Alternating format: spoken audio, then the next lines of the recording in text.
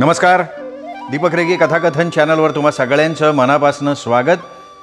मित्रांनो, तुम्ही ऐकतोय अभय बापट यांची होल्डअप ही कादंबरी आणि आज या कादंबरीचा शेवटचा अर्थात भाग 12वा. श्रोते हो, गेल्या भागात तुम्ही ऐकलत की पाणिनी पटवर्धननी कामोद कुमठेकरची तपासणी केलेली होती कोर्टामध्ये आणि त्यानंतर पुढे आज सुरुवात करताना आजच्या भागात पहिल्यांदा न्यायाधीश एरंडेंनी आरुषला विचारलं की तुम्हाला याची फेरतपासणी घ्यायची आहे का. सरकारी वकील हो म्हणाला आणि साक्षीदाराकडे वळाला. मला समजल्यानुसार आत्ता तरी तुम्हाला माहिती नाही आहे की तुम्ही मारुशिका भिलाला फोन लावलात का नाही. साहजिकच आहे, कारण हे घडून बरेच दिवस झालेत, म्हणून तुम्ही अशी भूमिका घेतली आहे की तुम्हाला आठवत नाही. बरोबर आहे का नाही? हो, अगदी बरोबर आहे तुम्ही म्हणताय ते. That's all your honour. Aarush Kanekar खुश होऊन म्हणाला. एक मिनिट कामोद, एक मिनिट. पाणिनी उठला, कामोदला थांबवला आणि म्हणाला, त्यावेळी घडलेले अन्य सर्व प्रसंग तुम्हाला लख्ख आठवत आहेत, बरोबर आहे का नाही? हो. म्हणजे कुठल्या हॉटेलात जेवला त्याचं नाव आठवतंय. जेवताना सोलकढी घेतल्याचं? हो. पण कामोद अस्वस्थ होत होता प्रत्येक प्रश्नाला. फक्त तुम्हाला भिलाला फोन केला होता का नाही ते आठवत नाही आहे, बरोबर आहे ना? युअर ऑनर, हल्ला होण्यापूर्वी कामोदची मनस्थिती गोंधळलेली नव्हती, त्यामुळे त्याला आधीचं आठवतं आहे. पण हल्ल्यामुळे तो खूप घाबरला, त्यामुळे नंतरचं त्याला आठवत नसणार आहे. आरुष काणेकर म्हणजेच सरकारी वकील त्याच्या मदतीला येत म्हणाला. पाणिनी हसला आणि म्हणाला, तसं असेल तर पोलिसांना फोन केल्याचं सुद्धा त्याला आठवायला नको होतं मिस्टर काणेकर. कारण पोलिसांना केलेला फोनसुद्धा त्यांनी हल्ला झाल्यानंतर केला होता. घाबरल्यामुळे आणि गोंधळात पडल्यामुळे त्याला मारुशिका भिलाला फोन केल्याचं आठवत नसेल तर त्याच मानसिक अवस्थेत त्यांनी केवळ 1 सेकंद पाहून आरोपीला ओळखलं हे कोर्ट खरं कसं मानेल? तुम्हाला याच्यावर काही युक्तिवाद करायचा आहे का मिस्टर काणेकर? न्यायाधीशांनी विचारलं. नाही युअर ऑनर, काणेकर थकून म्हणाला. कोर्ट आता दुपारी 2 वाजेपर्यंत आपलं कामकाज तहकूब करतोय. 2 नंतर पुन्हा कामकाज चालू करूया. न्यायाधीश एरंडे यांनी जाहीर केलं. कामोद कुमठेकर आपल्या पिंजऱ्यातनं बाहेर आला. फार खट्याळ वकिलात बरं का तुम्ही मिस्टर पटवर्धन. तो पाणिनीला उद्देशून म्हणाला. धन्यवाद. पाणिनीने सुद्धा त्याला तसंच उत्तर दिलं आणि त्याला बघून कनक ओजस पुढे आला. घटना घडायला लागली आहे बरं का पाणिनी. मी त्या मॉडेलिंग एजन्सीच्या मध्ये मागे होतो. ती मॉडेलिंग एजन्सी धनुष्य अपार्टमेंटमध्ये सुरेल कंपन नावाचा माणूस ती चालवतो. त्याचा फ्लॅट नंबर 409-1 असा आहे बरं का. अरे वा, मस्त. पण पत्ता तुला कसा काय मिळाला कनक? सौम्यानी आणि माझ्या एका गुप्तहेर मुलीनं वेगळ्या नावानं अर्ज केला होता त्यांच्याकडे मॉडेल म्हणून काम मिळावं याकरता. त्या अर्जावर दोघींनी त्यांचा फोन नंबर लिहिला होता. त्या अर्जाला प्रत्युत्तर म्हणून त्या एजन्सीच्या माणसानं तिला फोन केला, येऊन भेटायला सांगितलं. धोका नको म्हणून मी सौम्याऐवजी माझ्या 2 स्त्री हेर पाठवल्या आणि तिथे गेल्यावर कोण भेटला असेल? सुरेल कंपन. अरे गौतम पिसे. कनक म्हणाला आणि पाणीने उडाला. याचा अर्थ सुरेल कंपन आणि पिसे एकत्र काम करतायत कुठल्या तरी विषयावर. बरोबर आहे कनक. एक काम कर, त्या दोघात नेमकं काय चालू आहे ते मला हवं आहे. तुला आठवत असेल तर तुझा हेर सर्वेश जेव्हा धनुष्य अपार्टमेंटवर नजर ठेवायला नेमला होता तेव्हा तो म्हणाला होता की 409-1 या फ्लॅटमध्ये सारख्या कोणीतरी मुली येत जात असतात. बरोबर आहे. त्यांनी मला सादर केलेल्या रिपोर्टमध्ये सुद्धा तसा उल्लेख आहे. मग तू आता माहिती काढायला सुरुवात कर. आणखीन एक महत्त्वाचं काम कर. ज्योतिर्मयी सुखात्मे आणि गौतम पिसे हे मला बचाव पक्षाचे साक्षीदार म्हणून कोर्टात हवेत. त्यांना समन्स सर्व कर. खिशातून 2 कागद काढून त्याच्यावर सह्या करून देत पाणिनी म्हणाला. दुपारी 2 वाजता पुन्हा कोर्ट सुरू झालं. न्यायाधीश एरंडे आपल्या खुर्चीत येऊन बसले. मिस्टर कामोद कुमठेकर यांची उलट तपासणी पूर्ण झाली होती. पुढे कामकाज चालू करा. पाणिनी उठून उभा राहिला आणि म्हणाला, युअर ऑनर, आपल्या केबिनमध्ये मला आणि सरकारी वकील काणेकरांना तुम्ही बोलवलं तेव्हा डॉक्टर डोळे यांना तुम्ही फोन केला होता आणि आज दुपारी 2 वाजता सिया माथुरला साक्षीसाठी हजर करण्यात यावं असा आदेश तुम्ही दिला होता. मला वाटतं की सरकार पक्षानं पोलिसांच्या मदतीनं सिया माथुरला इथे हजर केलेलं असावं. न्यायाधीशांनी आरुष काणेकरकडे उत्तराच्या अपेक्षेनं बघितलं. आम्ही डॉक्टर डोळे यांच्यावर दबाव टाकून त्याला इथे हजर करायची व्यवस्था केली आहे, येईलच ती कुठल्याही क्षणी. मिस्टर पटवर्धन, तुम्हाला सिया इथे येईपर्यंत आणखीन काही पुरावे सादर करायचे आहेत का किंवा साक्षीदार तपासायचे आहेत का? न्यायाधीशांनी विचारलं.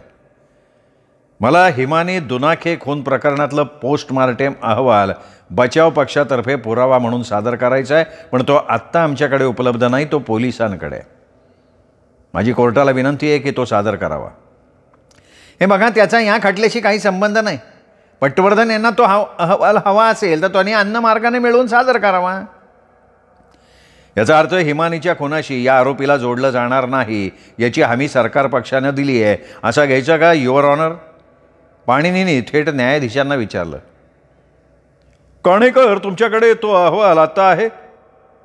न्यायाधीशांनी विचारलं. काणेकर या प्रश्नानं वैतागला. त्यांनी उत्तर नाही दिलं. उत्तर द्या. आहे युअर ऑनर. मग तुम्ही तो पुरावा म्हणून सादर का नाही केला अजूनपर्यंत? आम्ही तो म्हणजे आमचा प्लॅन. आरोपी सुशेम काणेकरचा या खटल्यात काय निर्णय लागतो याचा अंदाज घेऊन त्यानुसार खुनाच्या आरोपात त्याला अडकवायचं नियोजन असणार आहे त्यांचं, नाही का? पाणिनींनी उत्तर दिलं. अहवाल सादर करून घ्यायला परवानगी देतोय मी पटवर्धन, पण तुम्ही त्याचा संदर्भ जोडून दाखवायची हमी देत असाल तर? मी हमी देतोय तशी. ठीक मिस्टर काणेकर, मग तो अहवाल सादर करा. काणेकरनं पोस्टमार्टेम अहवाल न्यायाधीशांना दिला. त्यांनी तो काळजीपूर्वक वाचला, क्लार्ककडे दिला. याला बचाव पक्षाचा पुरावा म्हणून क्रमांक द्या. मी आता केवळ अगदी 2 प्रश्न विचारण्यासाठी मरुशिका यांना पुन्हा हजर राहण्याची विनंती करतो. काणेकर उठून उभा राहिला. आता हे जास्त होत आहे. सिया माथुर येईल आता, त्यासाठी पुन्हा मरुशिकाला पुन्हा बोलवायचं म्हणजे? मला पोस्टमार्टेम अहवाल लिंक करायचा आहे, त्यासाठी मरुशिका हवे आहेत. ठीक आहे, बोलवा त्यांना. मरुशिका कोर्टात आली, पिंजऱ्यात येऊन बसली, पण तिच्यात पूर्वीची मिजास दिसत नव्हती. मरुशिका, मला फक्त एकच विनंती करायची आहे तुम्हाला, त्यासाठी इथे बोलवलं आहे. आमच्या लेडीज पोलीस इन्स्पेक्टर तुमची जरा शारीरिक तपासणी करतील. ओ युअर ऑनर, काय चाललंय? I object. पटवर्धन, मला सांगा तुम्हाला नेमकं काय हवंय? न्यायाधीशांनी विचारलं. सर, मरुशिका यांच्या उजव्या पायाजवळ गुडघ्याजवळ एक डाग आहे, तो त्यांनी कोर्टाला दाखवावा. त्यांनी सर्वांसमोर हे सांगायला किंवा त्यांनी दाखवायला मला प्रशस्त वाटलं नाही, म्हणून मी त्यांना तशी विनंती केली होती की लेडीज पोलीस इन्स्पेक्टर तुमची शारीरिक तपासणी करतील. कोर्टात एकदम कुजबूज सुरू झाली. एरंडेंनी हातोडा वाजवला, लोकांना शांत केलं. माझ्या पायावर कुठलाही डाग नाही आहे आणि हे मी इथल्या इथे सर्वांसमोर सिद्ध करायला तयार आहे. आणि मुळातच माझ्या पायावरच्या डागाचा या खटल्याशी काय संबंध आहे? होल्डअपच्या वेळी कमोच्या हातातून जेव्हा लायटर सटकला तेव्हा तो सीट कव्हरवर पडून त्याला भोग पडलं हे आपल्याला माहिती झालं आहे. पण त्याआधी तो मरुशिकाच्या पायावर पडला आणि त्यांना भाजल्याचा डाग पडला आहे. दादांत खोटं आहे ते. मग हे खोटं असेल तर माझ्या अंदाजाला पुष्टी मिळते ना. कसला अंदाज आहे तुमचा पटवर्धन? आज की होल्डअपच्या दिवशी कामोदबरोबर गाडीत त्याच्या शेजारी बसलेली स्त्री ही मरुशिका नव्हती. मग कोण होती? ती हिमानी दुनाखे होती सर, जिचा खून झालाय आणि ज्या खुनाचा बालंट सरकार पक्ष आरोपी सुशेम इनामदारवर आणू इच्छितोय. आत्ता जरी सरकार पक्षानं थेट आरोप केला नसला तरी ते या तयारीत आहेत. नाही तर मग हिमानीचा पोस्टमार्टेम रिपोर्ट ह्या कोर्टात त्यांनी का आणून ठेवला असता? युअर ऑनर, मरुशिकाच्या पायावर डाग नाही म्हणजे ती गाडीत नव्हती हे विधान हास्यास्पद आहे. लायटर पडताना बघून तिने पाय पटकन बाजूला घेतला असेल. समोर हल्लेखोर कामोदच्या डोक्याला बंदूक लावून उभा असताना आणि दोघांना त्यांनी हात वर करायची आज्ञा दिली असताना तिचं लक्ष लायटर पडतोय म्हणून पाय बाजूला करण्याकडे जाईल का हल्ला करणाऱ्या माणसाकडे? आणि लायटरकडे गेला असेल तर त्याचा अर्थ आरोपीकडे लक्ष नव्हतं, म्हणजे तिने आरोपीला नीट पाहिलेलंच नाही आहे. न्यायाधीश काहीतरी बोलणार होते, पण पाणिनीनं लगेच पुढचा बॉम्ब टाकला. युअर ऑनर, आपण पोस्टमार्टेम रिपोर्ट बघितला तर तुमच्या लक्षात येईल की हिमानीच्या उजव्या पायावर एका नाण्याच्या आकाराचा भाजल्याचा डाग आहे हा उल्लेख आहे त्यामध्ये. गाडीतल्या लायटरचा व्यास बरोबर त्या आकाराचा आहे. युअर ऑनर, हिमानीच्या पायाला गरम झालेल्या लायटरचा स्पर्श होऊन तिची कातडी लायटरला चिकटली असेल, नंतर तो लायटर सीट कव्हरवर पडला असेल तर भोग पडलेल्या ठिकाणच्या आसपास हिमानीच्या त्वचेचे कण सापडू शकतील आणि त्या दृष्टीनं फॉरेन्सिक टीमकडून तपासणी केली जावी अशी विनंती मी करतोय. मैताचं पोस्टमॉर्टेम होतं तेव्हा त्याच्या नखाचं, केसांचे आणि कातडीचे नमुने जतन केले जातात. त्यामुळे मी म्हणतो तशी तुलना केली जावी. पोलिसांनी अशी काही तुलना केली आहे का काणेकर? नाही युअर ऑनर. म्हणजे गाडी हिमानी असेल. युक्तिवाद करू नका. नमुने घ्या, उद्यापर्यंत रिपोर्ट द्या. एवढ्यात कोर्टात मागच्या बाजूला एकदम गलका झाला. पाणिनीनं मागं वळून बघितलं तर गौतम पिसेला घेऊन कनक येताना दिसला. त्या मागोमाग लेडीज कॉन्स्टेबल ज्योतिर्मयी सुखात्मेला घेऊन येताना पाणिनीला दिसली. युअर ऑनर, बचाव पक्षातर्फे मी आणखीन 2 साक्षीदार कोर्टासमोर आणू इच्छितो. सिया माथुर इथे येईपर्यंत. या दोघांनाही बचाव पक्षातर्फे समन्स दिलं गेलंय. ते आत्ता कोर्टात हजर आहेत. ठीक आहे. कोण आहेत साक्षीदार? त्यापैकी पहिला आहे गौतम पिसे. न्यायाधीशांनी बेलीफला सांगितलं, गौतमला साक्षीदाराच्या पिंजऱ्यात उभं राहायला सांगितलं. गौतम, आपली पहिली भेट कुठे झाली कोर्टाला सांग. आपण इथे आत्ता पहिल्यांदा भेटतोय. अरे वा, मुद्दामच नाकारतोयस. वास्तव समोर यायची भीती वाटतीये म्हणून? मी कशाला घाबरीन? विलासपूरला सिया माथुरच्या घरात आपली भेट झाली, आठवतंय तुला? नाही, विलासपूरला मी कधी गेलोच नाही. सिया माथुर कोण हे मला माहिती नाही. छान, पाणिनी म्हणाला आणि आपल्या ब्रीफकेसमधनं त्यांनी 2 कागद बाहेर काढले. युअर ऑनर, सिया माथुरचं विलासपूरमध्ये घर आहे. मी आणि माझी सहकारी सौम्या सोहनी माझ्याकडे असलेली सिया माथुरच्या घराची किल्ली घेऊन विलासपूरला गेलो होतो या खटल्याच्या कामासाठी. मला त्या घरात असणारे सिया माथुरच्या हाताचे ठसे हवे होते म्हणून मी तिथे गेलो होतो. त्यावेळी अचानक हा साक्षीदार तिथे दारात अवतीर्ण झाला. आम्हाला बघून घाबरला. आपलं नाव गौतम पिसे असल्याचं आणि आपण भांडवा इथे राहत असल्याचं त्याने सांगितलं. पण त्याचं लायसन बघितलं तेव्हा त्यावर सातपाडी इथे राहत असल्याचा पत्ता दिला. तेव्हाच मला संशय आला. इथे का आलायस हे मी त्याला विचारलं तेव्हा त्यांनी सांगितलं की मरुशिका व्हिला या नाईट क्लबमधल्या एका बारबालेबरोबर त्याचं प्रेम जमलं.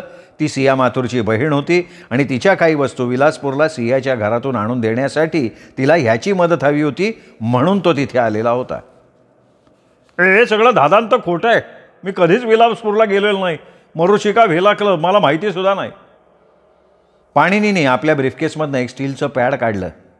त्याला स्प्रिंगचा चिमटा जोडला होता. त्याला कागद अडकवला होता. तुला मारुशिका क्लब माहिती नाही तर त्या क्लबकडून तुला ही नोटीस कशी आली रे? तिथल्या बारमध्ये दारूचं बिल न भरल्याबद्दल. पाणिनीने पॅड त्याच्या हातात देत विचारलं. पिसेनं ते पॅड हातात घेतलं. त्याला लावलेला कागद वाचला. काय चेष्टा लावली पटवर्धन तुम्ही? अरे कोरा कागद आहे पॅडला लावलेला. अरे काहीतरी गडबड झाली बरं का, पाणिनी म्हणाला आणि त्यांनी पॅड आपल्याकडे परत घेतलं. पण घेताना त्यांनी आपली बोट पॅडच्या टोकाला लावून ते पॅड पकडलं.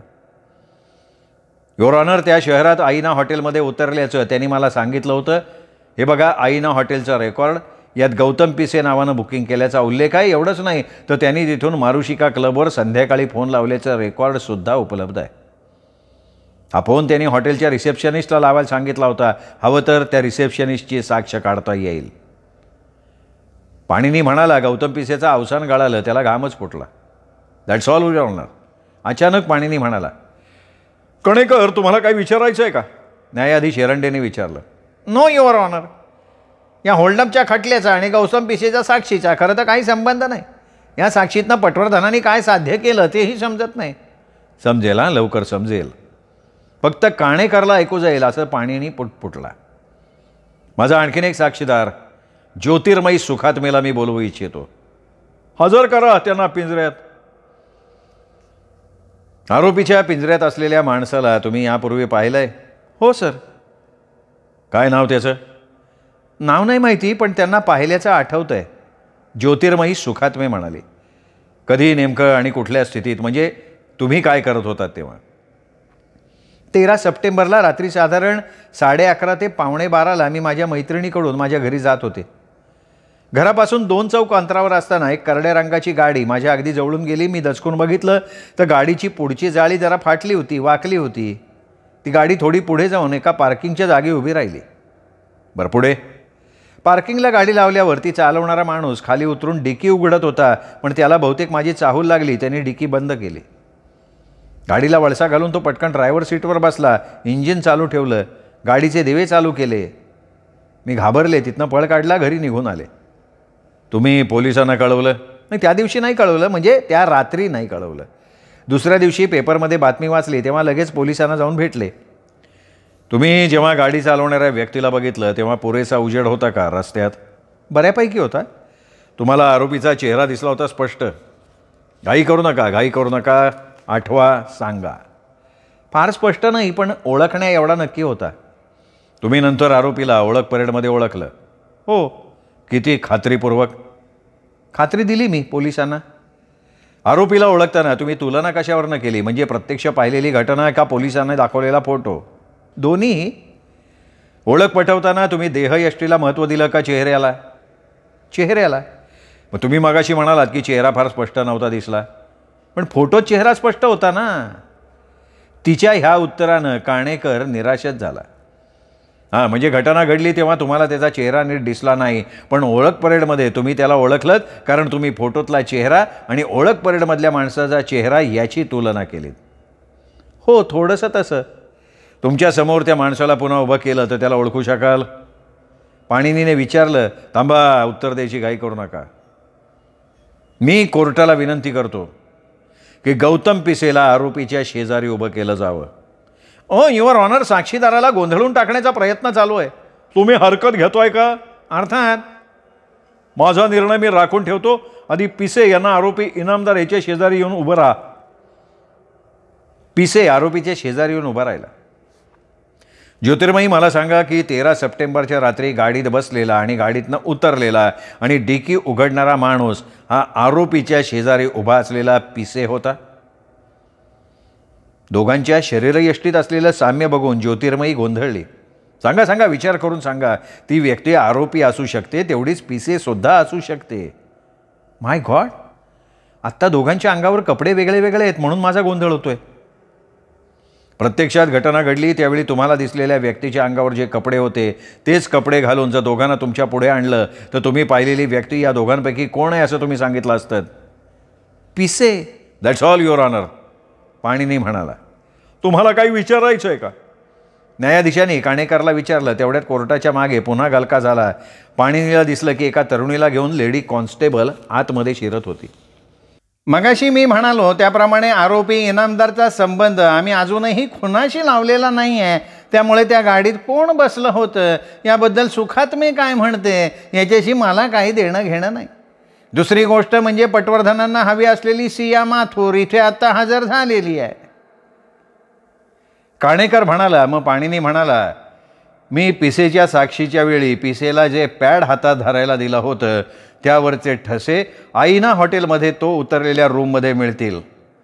तसंच ज्या कारमध्ये गौतम पिसे बसला होता असं ज्योतिर्मयी सुखात मी सांगते त्याच्या ड्रायव्हिंग व्हीलवर तसंच रिअर मिरर यावर कुठेतरी त्याचे ठसे मिळतील. म्हणजे त्या कारवर जरी आरोपीचे ठसे असले तरी गौतमचे सुद्धा असतील, विशेषतः डिकी उघडायच्या मुठेवर. पोलिसांना फक्त आरोपीच्या ठश्यात रस होता, पण आरोपी व्यतिरिक्त अन्य ठसे कोणाचे होते याचा त्यांनी विचार केला नव्हता. आता आम्ही पिसेचे ठसे त्याच्या नकळत पॅडवर मिळवलेले आहेत, त्यामुळे पोलीस तेच ठसे गुन्ह्यात वापरलेल्या कारवर आहेत का हे सांगू शकतील. न्यायाधीशांच्या चेहऱ्यावर हास्य उमटलं. मी आता सिया माथुर यांना साक्षीसाठी पुढे बोलावू इच्छितो. माझी आणखीन एक विनंती आहे की सियाची साक्ष चालू असताना मरुशिका आणि कामोद यांना कोर्टाच्या बाहेर म्हणजे साक्षीदारांच्या खोलीत बसवलं जावं. ठीक आहे, तसा आदेश देतोय, एरंडे म्हणाले. आणि कोर्टात बसलेल्या मरुशिका कामोद दोघांचे चेहरे घाबरे झाले. काणेकरनं दोघांना बाहेर जायला सांगितलं. ते बाहेर गेल्यावर पाणिनीनं सिया माथुरची साक्ष सुरू केली. सिया माथुर, तुला काहीही तणाव घ्यायचं कारण नाही. तुझी पूर्ण ओळख करून दे कोर्टाला. तू कुठून आलीस, इथे का आणि कशी आलीस, सगळं सांग. मी विलासपूरची आहे. मला आईवडील नाहीत. माझं लग्न अजून व्हायचं आहे. माझी आर्थिक स्थिती फारशी चांगली नाही. एक दिवस मी ऐश्वर्या मॉडेलिंग एजन्सीची जाहिरात पेपरात वाचली. ते ट्रेनिंगही देणार होते, त्यानंतर नोकरीही देणार होते. त्यांच्या निकषात मी बसत होते. जाहिरातीत लिहिल्याप्रमाणे मला प्रवासाची आवड होती. मला त्यांच्याकडून कॉल आला. मी त्यांना जाऊन भेटले. त्यांनी मला वैयक्तिक माहिती विचारली, माझी शारीरिक मापं घेतली, फोटो घेतले. नंतर तुला आम्ही काय ते कळवू असं म्हणाले. जेव्हा एखाद्या ठिकाणी जागा असेल तेव्हा नक्की निरोप देऊ असं सांगितलं आणि त्यांनी मला तिथनं जायला सांगितलं. त्यानंतर महिनाभर मी वाट बघितली पण काही कळवलं गेलं नाही. मग त्यांनी अचानक मला बोलवून घेतलं आणि सांगितलं की दुबईच्या युनायटेड अरब एमिराट कंपनीत नोकरी भरती चालू आहे, तुम्हाला तिकडे जावं लागेल. मी तयार झाले. जायच्या दिवशी त्यांनी मला प्रवासात घालण्याचा पोशाख, प्रवासात लागणारं साहित्य, हँडबॅग, पर्स असं सगळं काही दिलं.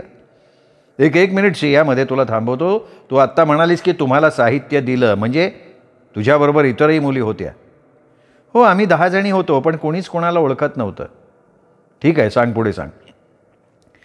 त्यांनी आम्हाला सांगितलं की हे सगळं सामान म्हणजे आमच्या ऐश्वर्या एजन्सीचं सामान आहे, आल्यावर तुम्हाला ते परत करायचं आहे. आम्ही दुबईत पोचलो. तिथे विमानतळावर आमचं फोटो सेशन झालं. विमानातून उतरताना, पुन्हा चढताना, विमानात चालताना असे फोटो घेतले गेले. आमची सोय एका उत्तम हॉटेलात केली गेली. तिथेच आम्हाला प्रवास भत्ता म्हणून पैसे दिले गेले आणि उद्या वेगळे कपडे घालून नवीन लोकेशनवर शूटिंग आहे असं सांगण्यात आलं. त्याप्रमाणे आम्ही नवीन कपडे घातले, शूटिंग केलं. त्यानंतर आम्हाला परतीच्या प्रवासाची तिकीटं दिली गेली. येताना घातलेले कपडे परत घालून आणि पर्स, हँडबॅग घेऊन आम्ही परत आलो. आल्यावर आम्हाला दिलेल्या वस्तू आम्ही परत केल्या. त्यानंतर दर 15 दिवसानंतर आम्हाला अशाच प्रकारे कतार, कुवेत, ओमान अशा ठिकाणी जायला सांगण्यात आलं. नाही, मग ह्या सगळ्या प्रकारात तुला खटकण्यासारखं नेमकं काय होतं? खूपच खटकण्यासारखं होतं. म्हणजे आम्हाला नोकरी नेमकी कुठे मिळणार आहे हे समजत नव्हतं. आम्हाला पैसे मिळत होते ते विमान कंपन्या देत होता का आम्हाला विमानतळावर उतरल्यावर भेटणारी आणि हॉटेलात उतरवणारी आणि शूटिंग करणारी माणसं हे काहीच कळत नव्हतं. हॉटेलात उतरल्यावर दुसऱ्या दिवशी शूटिंगला नेताना आम्हाला वेगळे कपडे दिले जात, पण आम्हाला दिलेली पर्स बरोबर न्यायला परवानगी नसे. अच्छा, म्हणजे दुसरी पर्स दिली जायची? नाही. मग परतीच्या प्रवासात पुन्हा तीच पर्स बरोबर घेता यायची? हो. आणखीन काय? शूटिंगवरून आल्यानंतर आमच्या खोलीत कोणीतरी येऊन गेल्याचं जाणवत असे. म्हणजे आपण हॉटेलात राहतो तेव्हा आपण बाहेर गेल्यावर हॉटेलचे लोक खोली स्वच्छ करायला येतात, तेव्हा ते लोक आपल्या सामानाला हात नाही लावत. फक्त बेडशीट लावून ठेवणे, चहाची किटली, पावडर, साखर यांचे नवीन पाऊच ठेवणे, टॉवेल नवीन ठेवणे, एवढाच बदल आपल्याला जाणवतो. पण इथे त्या व्यतिरिक्त आमच्या सामानाची झडती घेतल्याचं जाणवत होतं, विशेषतः पर्सची. पण त्यातले पैसे वगैरे चोरले जात नसत हे मात्र नक्की. तुम्हाला परतीच्या प्रवासासाठी वेगळे कपडे दिले जात असत? हो, परत आल्यावर हे सगळे कपडे, सामान, पर्स हे सगळं मरुशिका व्हिलामध्ये परत करायचे असत. म्हणजे ऐश्वर्याच्या ऑफिसातनं कपडे आणि प्रवासी वस्तू परत दिल्या जायच्या आणि परत करताना मात्र मरुशिका क्लबमध्ये परत करायच्या? हो, तसंच. मग हे तुला खटकलं? नक्कीच ना सर. मला या सगळ्यात काहीतरी गडबड आहे असं वाटलं. आणि हे वाटायचं आणखीन एक कारण म्हणजे आमचा प्रवास संपला की आमची नोकरी संपुष्टात यायची. म्हणजे नोकरी अशी नव्हतीच ना ती खरं तर, पण आम्हाला त्या कामाचे लगेचच पैसे देऊन मोकळं केलं जायचं. पण त्याच्याबरोबरीनं त्यांनी आम्हाला मरुशिका क्लबमध्ये नोकरी करायची संधी देऊ केली. म्हणजे ज्यावेळी आम्हाला अरब देशात जायचं नसेल मॉडेलिंग करायला, तेव्हा आम्ही बारबाला म्हणून मरुशिका क्लबमध्ये नोकरी करायचो. मॉडेलिंगचं काम आलं की क्लबच्या नोकरीतनं तिकडे जायचो. एकंदर मरुशिका क्लब आणि ऐश्वर्या मॉडेलिंगचं काहीतरी साटलोटं होतं असा संशय मला तरी आला होता. तू मॉडेलिंगसाठी अरब देशात जायचीस तेव्हा मरुशिका क्लबमध्ये तुझं काम कोण करायचं? माझ्यासारखी दिसणारी एक मुलगी माझ्या नावानं म्हणजे सिया माथुर या नावानं तिथे काम करायची. मी आली की ती जायची. तिचं खरं नाव मिष्टी होतं, पण कोणी माझ्या नावाची मागणी केली तर मिष्टी त्या ग्राहकाला अटेंड करायची. तुला जसा संशय आला तसा आणखीन कोणाला नाही आला? हिमानी दुनाखे नावाची एक मुलगी माझ्याबरोबर मॉडेलिंगला अरब देशात यायची. तिलासुद्धा काहीतरी गडबड असल्याचा संशय होता. तिला नेमकं काय वाटत होतं? ऑब्जेक्शन, हा साक्षीदाराचा अंदाज आहे. सस्टेंड. मॉडेलिंगच्या नावाखाली ड्रगची विक्री होतीये असं ती तुला म्हणाली होती का? हो. या रॅकेटमध्ये मरुशिका आणि कामोद सहभागी असल्याचा थेट उल्लेख त्यांनी तुझ्याजवळ केला होता का?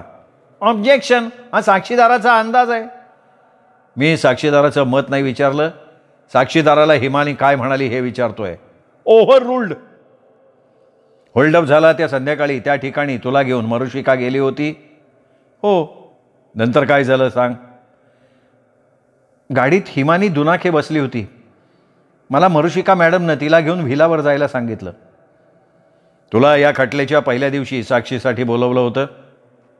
हो, तुमचाच एक माणूस मला भेटला आणि तुमच्या ऑफिसात मला बसवून गेला. जाताना त्यांनी सांगितलं की मला कोर्टात जायची गरज भासेल तेव्हा निरोप देईन. तो माझा मित्र कनक ओजस होता, पण मग तू कोर्टात का नाही हजर झालीस? ओजस गेल्यानंतर जरा वेळानं एक माणूस आला. त्याने विचारलं की मी सिया माथुर आहे का. पाणिनी पटवर्धननी मला बोलवलं आहे. कोर्टात साक्ष देण्यापूर्वी तयारी म्हणून एक ॲफिडेव्हिट तयार करायचं आहे. त्यासाठी नोटरीच्या ऑफिसात जायचं आहे. त्याची गाडी खाली तयार होती. त्यांनी मला गाडीत बसवलं. तिथे आणखीन एक स्त्री होती. गाडी सुरू झाल्यावर तिने माझ्याशी गप्पा मारायला सुरुवात केली आणि त्याच वेळी मला बोलवायला आलेल्या माणसानं माझ्या मानेत काहीतरी टोचलं. एवढीच मला शेवटची आठवण आहे. मग मी एका अपार्टमेंटमध्ये कोंडून ठेवलेल्या अवस्थेत जागी झाले. That's all your honour. Kanekar, तुम्हाला काही विचारायचं आहे का? नाही, मला या संपूर्ण साक्षीवरच हरकत नोंदवायची आहे. मूळच्या होल्डअपच्या गुन्ह्याशी काहीही संबंध नसलेली ही साक्ष आहे. पटवर्धन यांनी पूर्णपणे पढवून तयार केलेली साक्ष आहे. बचाव पक्षाला हवंय ते बोलणारी आणि सरकारी पक्षाच्या साक्षीदारांना वेगळ्याच प्रकरणात गोऊ बघणारी. तुम्हाला काय म्हणायचंय? पाणिनी पटवर्धन यांच्या ताब्यात होती ही साक्षीदार? नक्कीच युअर ऑनर. केवळ पटवर्धन म्हणतात की ती त्यांच्या ऑफिसमधनं पळून गेली. कशावरनं पटवर्धनांनी तिला लपवून नसेल ठेवलं? मिस्टर काणेकर, मी स्वतः तुमच्या आणि पटवर्धन यांच्यासमोर डॉक्टर गोळे यांच्याशी बोललोय. ते मारुशिका यांनी नेमलेले डॉक्टर होते. सिया त्यांच्या हॉस्पिटलमध्ये दाखल केली गेली होती. पटवर्धनच्या ताब्यात ती असती तर खटल्याच्या पहिल्या दिवशी पाणिनी पटवर्धनांनी तिला हजर केलं असतं. युअर ऑनर, सिया माथुरला त्यांनी धनुष्य अपार्टमेंटमध्ये नेलं जिथे मिष्टी राहत होती. मला सिया माथुर साक्षीदार म्हणून हवी होती हे त्यांना माहिती होतं. मिष्टीला सिया म्हणून त्यांनी कोर्टात हजर करून खोटी साक्ष द्यायला लावली असती, पण त्यात त्यांची एक पंचायत झाली की कनक ओजसनं खऱ्या सिया माथुरला पाहिलं होतं. त्यामुळे समन्स घेऊन आलेल्या माणसासमोर आणि मृदगंधासमोर झोपेच्या गोळ्या घेण्याचं नाटक त्या मिष्टीनं केलं आणि त्या गोळ्या सिया माथुरनं घेतल्या असल्याची समजूत त्यांनी करून दिली. त्यांनी त्यांची ॲम्ब्युलन्स खाली तयारच ठेवली होती. मृदगंधा किंवा समन्स बजवायला आलेला माणूस यापैकी कोणीतरी पोलिसांना फोन करेल याचा त्यांना अंदाज होता. पोलीस ॲम्ब्युलन्स बोलवतील हे त्यांना माहिती होतं आणि ह्या सगळ्यासाठी किती वेळ लागेल याचा अंदाज घेऊन त्यांनी बरोबर त्या ॲम्ब्युलन्सला पाठवलं आणि मिष्टीला तिथनं गायब केलं. पण त्याचवेळी सिया माथुरला मात्र त्यांनी बेशुद्ध करून कपाटात टाकलं. कोणीतरी डॉक्टर सुचिष्मंतना बोलवलं. त्यांनी पोलिसांना कळवलं. सियाला हॉस्पिटलमध्ये हलवलं. पण सुचिष्मंत हे माझे परिचित असल्यामुळे त्यांच्याकडून सिया कुठे आहे हे मला कळालं असतं. म्हणून गौतम पिसेनं आपल्या स्त्री साथीदाराला बरोबर घेऊन आपण सियाचा नवरा आणि ती आई असल्याचा बनाव रचून त्या हॉस्पिटलमधनं तिला हलवून डॉक्टर गोळे यांच्या हॉस्पिटलमध्ये नेलं आणि गोळे डॉक्टरांनी तिला तब्येतीच्या कारणास्तव साक्ष द्यायला मनाई केली. कोर्ट स्वतः जेव्हा डोळ्यांशी बोललं तेव्हा त्यांच्यातला फोलपणा कोर्टाच्याही लक्षात आला होता. अगदी योग्य दिशेनं आणि तर्काला पटेल असं बोलताय तुम्ही पटवर्धन. या सगळ्या प्रकरणाला तर वेगळं वळण लागलंय आणि पुरावे मात्र एकसंधपणे काही साबित करायला अपुरे पडतायत. युअर ऑनर, मला वाटतं मला नेमकं काय घडलं असावं याचा अंदाज आलाय. जर अनुमती असेल तर काय घडलेलं असावं ते मी अगदी सविस्तरपणे सांगू शकतो, अगदी क्रमानं. पण मला विनंती करायची आहे की माझं निवेदन पूर्णपणे ऐकून घेतलं जावं, सलगपणे, कुठलंही ऑब्जेक्शन न घेतलं जाता. माझं पूर्ण निवेदन झाल्यानंतर मी सरकार पक्षाच्या किंवा कोर्टाच्या शंकांचं निरसन करीन. बोला बोला, तुम्ही बोला. आणखीन एक विनंती आहे. मी गौतम पिसेच्या हाताचे जे ठसे मिळवले त्याची तुलना गाडीतल्या व्हीलवर आणि रिअर मिररवर तसंच डिकीच्या मुठीवरच्या ठस्यांशी केली जावी हे मी सुचवलं होतं. ते अहवाल तातडीनं मिळावेत. आत्ता या कोर्टात गौतम हजर आहे. माझ्या निवेदनाच्या दरम्यान मरुशिका आणि कामोद यांनाही कोर्टात हजर राहायला सांगावं. कोर्टानं तशी आज्ञा दिली. दोघांना कोर्टात हजर करण्यात आलं. युअर ऑनर, अनेक वेळा खुनात किंवा अन्य गुन्ह्यात परिस्थितीजन्य पुराव्यावर अवलंबून राहावं लागतं, कारण गुन्हा घडताना पाहणारा साक्षीदार क्वचितच उपलब्ध असतो. माझ्या मते परिस्थितीजन्य पुरावा हा सर्वोत्कृष्ट पुरावा असतो, अगदी प्रत्यक्षदर्शी पुराव्यापेक्षा. फक्त सर्वच्या सर्व घटना त्या परिस्थितीजन्य पुराव्याबरोबर असाव्या लागतात. मुद्दाम ओढून ताणून बसवायचा प्रयत्न केला तर चुकीच्या माणसाला त्या गुन्ह्यात गोवलं जाऊ शकतं. युअर ऑनर, कामोद आणि मरुशिका हे अरब देशात ड्रग विक्री करत असावेत. मरुशिका क्लब किंवा व्हीलमधल्या बारबालांचा वापर त्यासाठी केला जात असावा आणि त्या पुरवण्याचं काम ऐश्वर्या मॉडेलिंग एजन्सी करत असावी. गौतम पिसे हा त्यातला साथीदार होता. तो ड्रग्जचा पुरवठा स्थानिक लोकांना करण्यासाठी गाड्या चोरत असे. हिमानी दुनाखेला या ड्रग्सचा आणि मरुशिका क्लब आणि ऐश्वर्या मॉडेलिंग एजन्सीमधल्या परस्पर संबंधांचा संशय आलेला होता. त्या बदल्यात तिने या दोघांकडे मोठ्या रकमेची मागणी केली होती आणि नाईलाजानं ती पूर्ण करण्याचं मरुशिका आणि कामोदनं मान्य केलं होतं. आता आपण प्रत्यक्ष काय घडलं होल्डअपच्या रात्री आणि बनाव काय केला गेला ते बघूया. होल्डअप हा खरोखर घडला, पण तो आरोपी इनामदारानं नाही केला, तर तो वेगळाच इसम होता की ज्याला अजून पोलिसांनी पकडलाच नाही आहे. त्यांनी केवळ पैशासाठी कामोद आणि त्याच्याबरोबर बसलेल्या बाईला वेठीला धरून त्यांची पर्स आणि पाकिट पळवलं. त्यातले पैसे काढून घेतले, ते कचऱ्याच्या कंटेनरमध्ये फेकून दिले. सुशेम इनामदार हा कचरा डेपोजवळ राहतो, त्याला या दोन्ही गोष्टी सापडल्या. त्यांनी त्या पोलिसांना नेऊन दिल्या. आता पोलिसांनी त्यालाच आरोपी म्हणून का पकडलं ते मी नंतर पुढे सांगतो. होल्डअपच्या रात्री कामोदच्या गाडीत बसलेली बाई ही मरुशिका नव्हती, तर ती हिमानी दुनाखे होती. अगदी संध्याकाळी त्यांनी हॉटेलात जेवणही घेतलं होतं एकत्र. जेवणानंतर ते कॉलेज रोडनं मरुशिका क्लबकडे जायला निघाले होते आणि अचानक हल्ला झाला. हल्लेखोरानं त्यांना हात वर करायला सांगितलं तेव्हा कामोद गाडीतला लायटर हातात धरून सिगरेट पेटवायच्या तयारीत होता. अचानक हात वर करताना त्याच्या हातातला लायटर निसटला, हिमानीच्या पायावर पडला आणि भाजून तिच्या पायावरची कातडी भाजली गेली, करपली गेली. पोस्टमार्टेम रिपोर्टमध्ये आणि फोटोमध्ये तिच्या पायावरचा डाग अगदी स्पष्ट दिसतोय. पोलिसांनी लायटरची फोरेन्सिक तपासणी केली तर त्या लायटरला हिमानीच्या त्वचेचे अंश नक्की आढळतील. खऱ्या हल्लेखोराला पोलिसांनी पकडलं असतं तर त्याच्या चौकशीतनं आणि रस्त्यावर जमलेल्या बघ्यांच्या माहितीतनं शेजारी बसलेली स्त्री हिमानी आहे हे पोलिसांना कळलं असतं आणि तिच्या चौकशीतून ड्रग्जचं रॅकेट पकडलं गेलं असतं. म्हणून हिमानीऐवजी दुसरी स्त्री असल्याचा बनाव रचणं हे आवश्यक होतं. म्हणून कामोदनं पोलिसांना फोन करण्यापूर्वी मरुशिकाला फोन लावून बोलवून घेतलं आणि गाडीत असलेली बाई मरुशिका होती असा बनाव रचला. आपण संध्याकाळपासून मरुशिकाबरोबरच होतो, हॉटेलमध्ये तिच्याबरोबर जेवलो असा आभास त्यांनी निर्माण केला आणि त्यासाठी जेवणात काय घेतलं, नंतर कुठल्या रस्त्यानं निघालो हे मरुशिकाला समजावं म्हणून कामोदनं पोलीस चौकशीला मरुशिका आत जाण्यापूर्वी चिठ्ठी लिहून सगळं कळवलं. कामोदचा फोन येताच मरुशिका सिया माथुरला घेऊन होल्डअपच्या ठिकाणी आली आणि तिने हिमालीला व्हिला क्लबला पाठवलं. तिच्या जागी स्वतः बसली गाडीत. आता असा प्रश्न निर्माण होऊ शकतो की होल्डअप करणाऱ्या माणसाचं वर्णन आणि त्याच्या गाडीचं वर्णन कामोदनं पोलिसांना कसं सांगितलं आणि त्यावरून त्यांनी आरोपी म्हणून सुशेम इनामदारला कसं पकडलं. तर त्याचं उत्तर हे आहे की हे वर्णन म्हणजे आरोपीचं आणि गाडीचं वर्णन हे काल्पनिक नव्हतं, तर ते खरं होतं. वर्णन काल्पनिक नव्हतं. म्हणजे आरोपी म्हणून केलेलं वर्णन हे गौतमचं होतं आणि गाडीचं वर्णन हे गौतमनं चोरलेल्या गाडीचं होतं. आता कोर्टाला आणि सरकार पक्षाला अशी शंका येऊ शकते की आरोपी म्हणून कामोदनं गौतम पिसेचं वर्णन का केलेलं असावं आणि आरोपीची गाडी म्हणून गौतमनं चोरलेल्या गाडीचं वर्णन का केलं असावं. पाणिनी म्हणाला आणि तेवढ्यात एका पोलिसानं पुढे येऊन एक बंद पाकिट कोर्टाच्या क्लार्ककडे दिलं. क्लार्कनं ते न्यायाधीश एरंडेंना दिलं. माझ्याही मनात ती शंका होती बरं का पटवर्धन.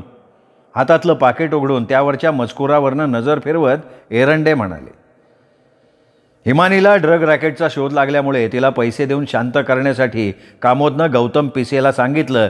त्यांनी गौतम पिसेकडे पैसे देऊन ठेवले.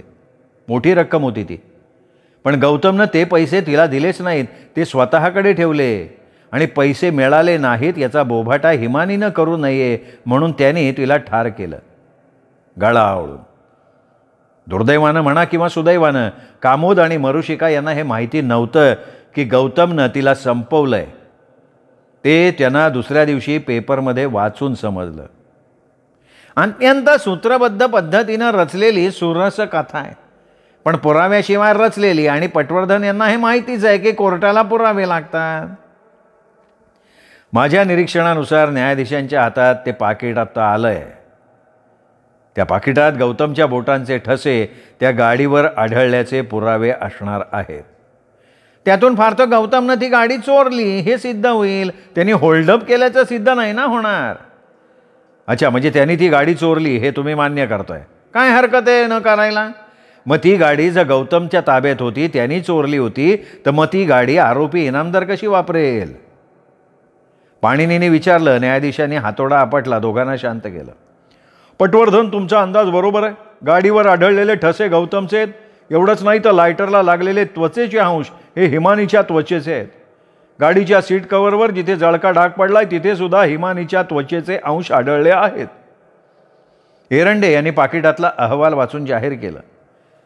कणेकर, एकंदर हा पुरावा बघता गाडी दरोड्याच्या दिवशी मरुशिका नाही तर हिमानी असल्याच्या संशयाला पुष्टीच मिळतीये.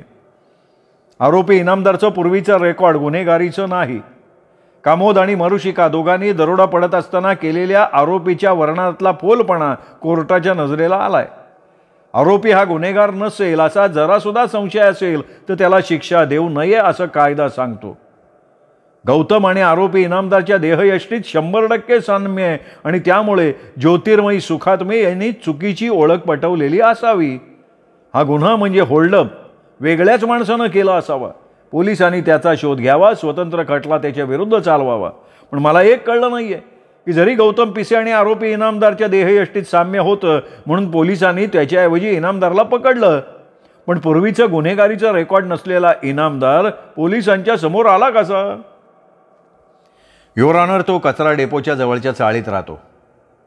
त्याच्या घराबाहेरनं रोज कचऱ्याचे कंटेनर ये जा करत असतात. त्यात त्याला पर्स आणि पाकिट सापडलं. त्यांनी ते चौकीत नेऊन दिलं. पोलिसांनी त्याची जबानी घेतली. पाकिट पर्स ठेवून घेतलं. तोपर्यंत तो पोलिसांच्या लक्षात राहिला होता. पुढे कमोदनं होल्डअप करणाऱ्याचं वर्णन करताना गौतमचं वर्णन केलं आणि पोलिसांना इनामदार लक्षात आला. त्याच्याकडे पाकिट आणि पर्स मिळालं म्हणजे तोच गुन्हेगार आणि देसाईलाही कमोदनं केलेल्या वर्णनावर हुकूम. अरे हो, आरोपी म्हणून कामोदनं गौतम पिसेचं वर्णन का केलं असावं आणि आरोपीची गाडी म्हणून गौतमनं चोरलेल्या गाडीचं वर्णन का केलं असावं हे तुम्ही सांगणार होता पटवर्धन. त्याचे 2 हेतू होते. खरा हल्लेखोर पकडला जाऊ नये हा मुख्य हेतू होता, कारण त्यातून हिमानीची ओळख आणि ड्रग प्रकरण पुढे आलं असतं. म्हणून खऱ्या हल्लेखोराचं मुद्दाम चुकीचं वर्णन करायचं आणि प्रत्यक्षात त्यांनी गाडी वापरलेली नसताना गाडी वापरली असं सांगून पोलिसांची दिशाभूल करायची हा कमोदचा हेतू होता. मग एकदम कोणाचं वर्णन करणार आरोपी म्हणून असा विचार त्याच्या मनात आला आणि त्याला गौतमचं नाव सुचलं आयत्या वेळी, किंवा जाणून बुजून सुद्धा. कारण त्यांनी हिमानीला ठार करण्याचा निर्णय त्याला न सांगता घेतला होता. भविष्यात हा माणूस हाताबाहेर जाऊ शकेल असं कमोदला वाटत असणार. त्याला होल्डअपमध्ये लटकवला की त्याचा परस्पर काटा काढला जाणार होता. पण पटवर्धन, त्यांनी कामोदवर सूड उगवण्यासाठी त्याच्या ड्रग प्रकरणाची माहिती पोलिसांना दिली असती तर कामोदला धोका होता. मग गौतमला अडकवायची जोखीम तो का घेईल.